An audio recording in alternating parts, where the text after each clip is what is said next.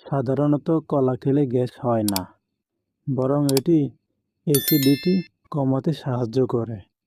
তবে পাকা কলায় থাকা ফাইবার ও ফ্রুক্টোজ, প্রাকৃতিক চিনি এবং কাঁচা কলায় থাকা রেজিস্ট্যান্ট স্টার্চ অতিরিক্ত পরিমাণে খেলে কারো কারো ক্ষেত্রে পেট ব্যথা, গ্যাস হতে পারে। যেসব কারণে কলা খেলে গ্যাস বা পেট ব্যথা হতে পারে: খালি পেটে কলা খেলে অনেকের শরীরে ম্যাগনেসিয়াম ও পটাশিয়ামের ভারসাম্য নষ্ট হয়ে হজমে ব্যাঘাত ঘটে, যার ফলে গ্যাস বা অম্বল হতে পারে।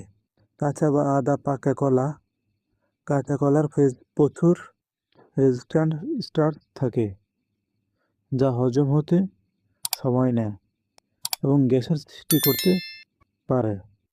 হজম শক্তি বা আইবিএস সমস্যা: যাদের আইবিএস বা ফ্রুক্টোজ অসহিষ্ণুতা আছে, তাদের পাকা কলা খেলে পেট ফোলা,